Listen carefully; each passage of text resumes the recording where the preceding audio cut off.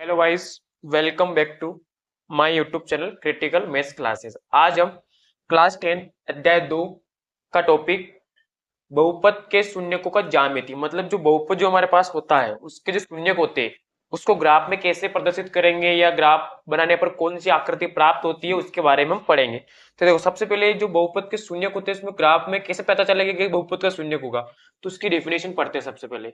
तो उसकी डेफिनेशन होती है, किसी बहुपद का ग्राफ, किसी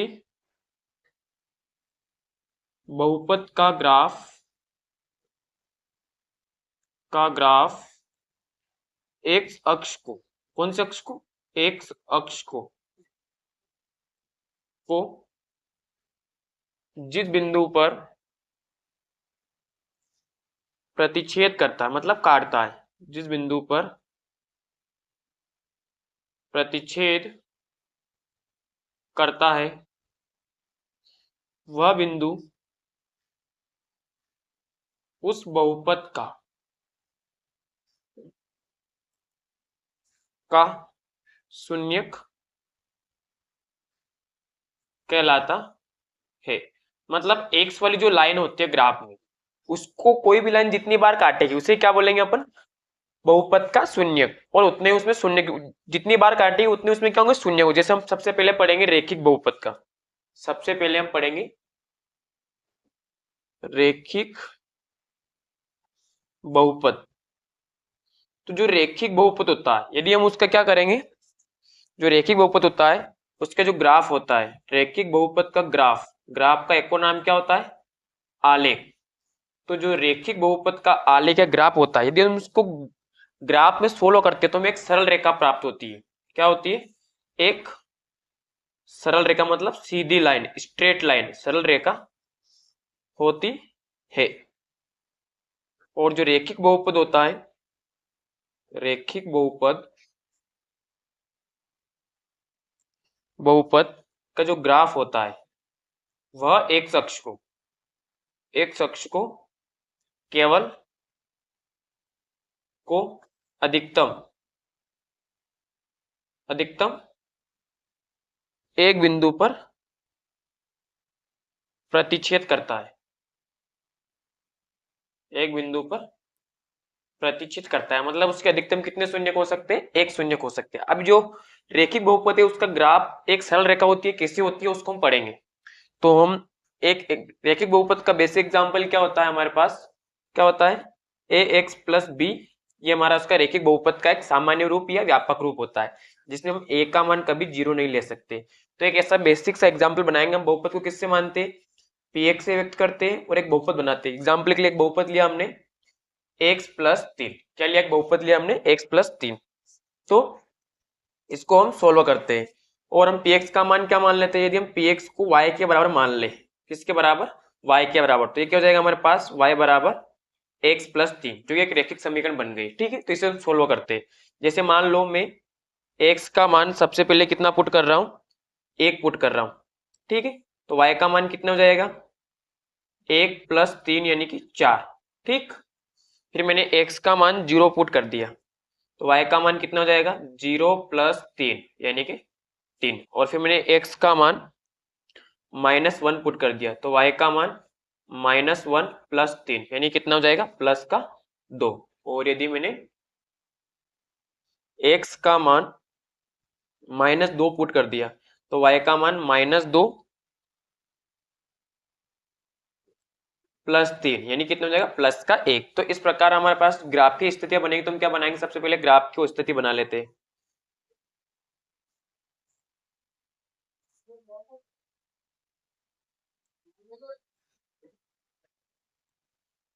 तो हम इसकी वो आकृति बना लेते हैं। सबसे पहले ये x की वैल्यू और ये y, मतलब px।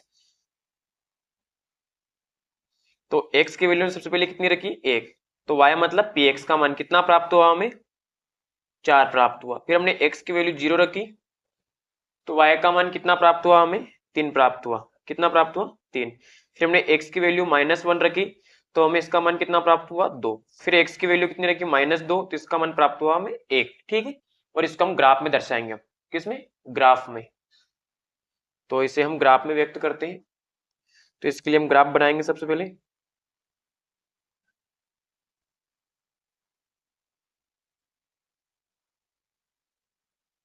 ये हमने ग्राफ बना लिया। इसे क्या बोलते हैं अपन, वाई अक्ष, और इसे क्या बोलते हैं, एक्स अक्ष। और जो बहुपद माना हमने किसके बराबर माना, वाई बराबर पी एक्स के लिए। ठीक है, जो बहुपद है हमारे क्या है, वाई बराबर पी एक्स के रूप में। तो हम बिंदु मान लेते हैं सबसे पहले, कोऑर्डिनेट। यहाँ क्या होता है हमारा मूल बिंदु, यहाँ एक्स के प्लस वाले मान 1 2 3 4, और इधर वाई के माइनस वाले -1 -2 -3 -4। इधर वाई के प्लस वाले 1 2 3 और 4। इधर एक्स के प्लस माइनस वाले -1 -2 -3 और -4। ये हमने कोऑर्डिनेट बना लिए। ठीक है, तो सबसे पहले हमने एक्स की वैल्यू कितनी रखी, 1। कितनी रखी, 1। और वाई की वैल्यू कितनी प्राप्त हुई हमें, 4। कितनी प्राप्त हुई, 4। तो हम यहाँ से जाते हैं, कहाँ प्राप्त हुआ हमें, ये एक्स की वैल्यू 1, तो वाई की कितना प्राप्त हुआ, 4। तो यहाँ से हम लाइन ड्रॉ करते करते जाएंगे, ये लाइन ड्रॉ करते करते हम यहाँ पर गए, तो यहाँ कितना प्राप्त हुआ हमें, 4 प्राप्त हुआ, यानी कि 1,4। तो एक पॉइंट हमें यहाँ प्राप्त हो गया। ठीक है, उसके बाद हमने एक्स की वैल्यू रखी 0, जो कि यहीं पर होती है, कहीं पर होती है, यहीं पर। तो हमें वाई की वैल्यू कितनी प्राप्त हुई, 3, यानी कि 0,3। ठीक है, उसके बाद हमने एक्स की वैल्यू रखी -1। कितना रखा, -1। कितना रखा, -1। तो -1 ये यहाँ रहा। तो y की वैल्यू कितनी प्राप्त हुई हमें, 2। मतलब यहाँ से यहाँ ये बिंदु यहाँ प्राप्त हुआ हमें। ठीक है, यानी कि -1,2। उसके बाद हमने x की वैल्यू रखी -2। कितनी, -2, जो कि यहीं पर होता है। तो y की वैल्यू कितनी प्राप्त हुई, यहाँ 1।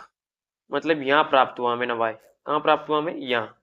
यहाँ लिखेंगे अपन -2,1। ठीक है, तो देखो ये हमें एक आकृति प्राप्त हो रही है। क्या हो रही है, एक आकृति प्राप्त होती है। इस आकृति को मिलाएंगे अपन, सभी बिंदुओं को मिलाते हैं, तो यहाँ से देखते तो हमें क्या, एक सरल रेखा। इसको यदि हम आगे सोल्व करते तो ऐसी एक हमें रेखा प्राप्त होती है। और ये कौन सी रेखा है, एक सरल रेखा है। तो इस प्रकार अपन क्या बोल सकते हैं कि जो रेखिक बहुपद का ग्राफ होता है, क्या होता है, रेखिक बहुपद का ग्राफ होता है, वो क्या होता है, वो एक सरल रेखा के रूप में हमें प्राप्त होता है। क्या होता है, एक सरल रेखा के रूप में प्राप्त होता है। ठीक है, और जो रेखिक बहुपद ग्राफ होता है वो एक अक्ष को केवल एक बिंदु पर काटता है, केवल एक बिंदु पर। ठीक है, तो इससे स्पष्ट क्या हो सकता है कि रेखिक बहुपद ग्राफ होता है वो कहां पर काटता है, केवल एक अक्ष। ये एक्स वाली लाइन है और इसको एक बिंदु पर करस्पॉन्डिंग कर रहा है, मतलब केवल एक बिंदु पर काटते हैं। तो इस प्रकार अपन क्या बोल सकते हैं, जो रेखिक बहुपद का ग्राफ होता है वो एक सरल रेखा होती है। क्या होती है, एक सरल रेखा। ठीक है, और रेखिक बहुपद का अधिकतम कितने शून्य हो सकते हैं, एक शून्य हो सकता है। जैसे मान लो हमें ए एक्स प्लस बी का शून्यक निकालना, सिंपल सा क्या मान लेंगे, इसके बराबर हम 0, प्लस का भी उधर क्या हो गया, माइनस का बी, और ए कहाँ जाएगा, डिवाइड में, तो -b/a, ये इसका शून्यक हो जाएगा। ठीक है गाइस, इसके बाद हम पढ़ेंगे द्विघात बहुपद का ग्राफीय निरूपण। द्विघात बहुपद, तो द्विघात बहुपद का जो ग्राफ होता है, किसका, द्विघात बहुपद का, जो द्विघात बहुपद होता है उसका जो ग्राफ होता है वो क्या करता है, परवलय आकार का होता है। द्विघात बहुपद का ग्राफ या आलेख, आलेख क्या होता है, परवलय आकार, परवलय आकार का होता है। अब ये परवलय आकार क्या होता है, इसके बारे में सबसे पहले पढ़ते हैं अपन। परवलय क्या होता है, परबल नाम का जो फ्रूट होता है उससे बना हुआ है। जैसे मान लो एक ऐसा फ्रूट होता है परबल, उसको यदि हम 20 में डिवाइड कर दे तो दो प्रकार की हमें आकृति प्राप्त होती है, एक तो ऐसी आकृति और एक ऐसी आकृति। तो इन दोनों आकृति क्या बोलेंगे अपन, परवलय, यानी कि पैराबोला। यू आकार की जो आकृति उसे क्या बोलते हैं अपन, परवलय। यदि हम द्विघात बहुपद का ग्राफ खींचते तो हमें ग्राफ में क्या होती है, एक यू आकार की आकृति प्राप्त होती है, उसे क्या बोलते हैं अपन, परवलय। ठीक है, और जो द्विघात बहुपद होता है, द्विघात बहुपद, द्विघात बहुपद का ग्राफ एक्स अक्ष को, एक्स अक्ष को अधिकतम, एक्स अक्ष को अधिकतम दो बिंदुओं पर, अधिकतम दो बिंदुओं पर प्रतिच्छेद करता है, यानी द्विघात बहुपद के अधिकतम कितने शून्य हो सकते? 2 शून्य हो सकते हैं। जैसे ये हमारे पास ग्राफ है, इसे बोलते हैं अपन y कोऑर्डिनेट और इसे बोलते हैं x कोऑर्डिनेट, और यहाँ पर क्या होता है? मूल बिंदु। ठीक है, जैसे यदि द्विघात बहुपद का बेसिक एग्जांपल क्या होता है? ax वर्ग प्लस bx प्लस c। ठीक है, यदि हमारे पास कोई बहुपद दिया गया और इसमें जो पहला वाला जो मान किसका होता है? a का, यदि a की वैल्यू क्या हो? बड़ी हो 0 से, फर्स्ट कंडीशन, यदि a की वैल्यू बड़ी हो 0 से, तो जो परवलय होता है वो कहाँ खुलता है? ऊपर की ओर, ऊपर की ओर, यानी कि इसका चित्र क्या बन जाएगा? ऊपर की ओर खुलेगा, यानी कि ऐसा वाला चित्र इसका बनेगा। ठीक है, और यदि सेकेंड कंडीशन होती है, यदि a का मान छोटा हो 0 से, क्या हो? छोटा हो 0 से, तो क्या करेगा? नीचे की ओर,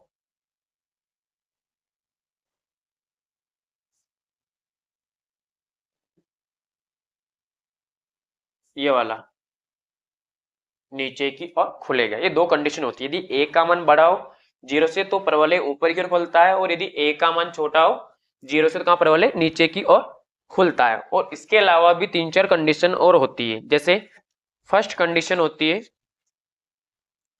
फर्स्ट हम अध्याय 4 में पढ़ेंगे, विविक्तकार का फॉर्मूला होता है d बराबर b स्क्वायर माइनस 4ac। इसकी भी 3-4 कंडीशनें होती है, तो इन कंडीशन को भी एक बहुपद में माना गया है। जैसे यदि b स्क्वायर माइनस 4ac का मान क्या हो? बड़ा हो 0 से, तो क्या होंगे? 2 शून्यक होंगे। क्या होंगे? 2 शून्यक होंगे, अलग अलग भी हो सकते हैं और समान भी हो सकते हैं। क्या होंगे? 2 शून्यक होंगे, यानी कि इसका जो ग्राफ बनेगा, इसका जो ग्राफ बनेगा वो इस प्रकार का बनेगा, इस प्रकार का। ये जो क्या करेगा? एक्स अक्ष को दो अलग अलग बिंदुओं पर प्रतिच्छेद करेगा, यदि बी स्क्वायर माइनस 4ac का मान क्या हो? बड़ा हो 0 से, पहली कंडीशन।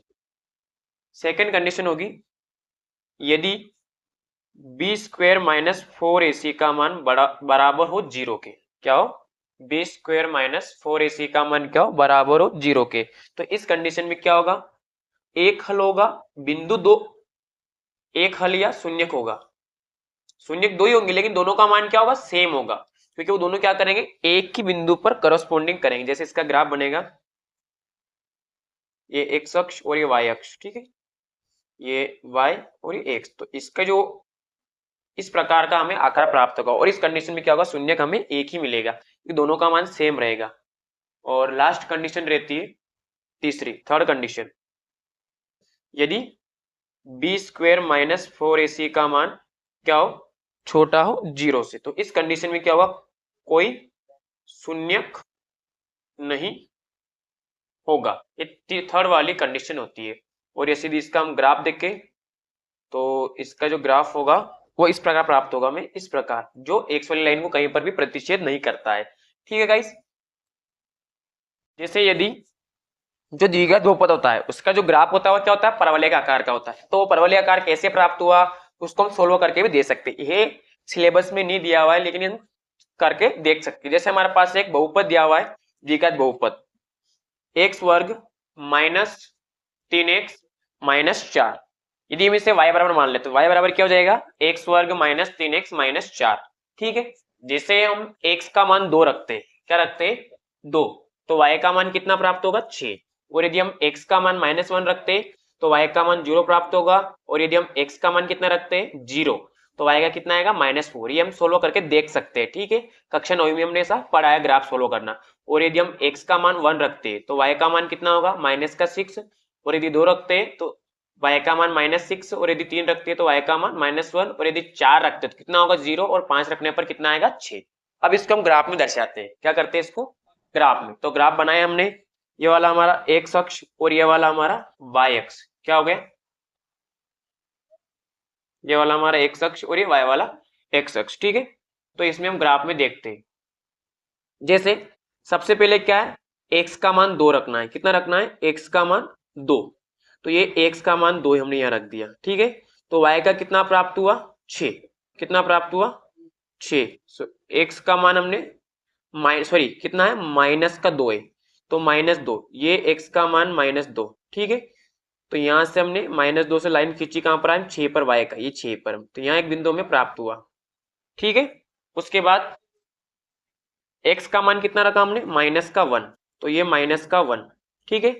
तो y का कितना प्राप्त हुआ 0, जो कि यहीं पर होता है, ठीक है। तो एक सेकंड बिंदु में यहाँ प्राप्त हो गया। उसके बाद तीसरे नंबर पर रखा हमने x का मान 1, तो y का कितना है -6। तो हम यहाँ से देखते हैं, यहाँ से लाइन ड्रॉ कर करके अगर यहाँ देखा जाए तो यहाँ हमें ये बिंदु प्राप्त होगा -1,6, ठीक है। उसके बाद अगला रखते हैं हम x का मान 2, ये x का मान 2, तो देखते तो x का मान 2 रखने पर y का मान कितना है -6, तो ये भी यहीं पर प्राप्त होगा इसके पास में। इसी प्रकार हम x का मान 3 रखेंगे ग्राफ में, तो x का मान कितना है 3, x का मान 3 रखने पर y का मान कितना प्राप्त हुआ हमें -1, मतलब एक बिंदु और हमें यहाँ प्राप्त हो गया, यहाँ नहीं, -1 मतलब यहाँ प्राप्त हो गया हमें, यहाँ पर एक बिंदु और हमें यहाँ प्राप्त हो गया।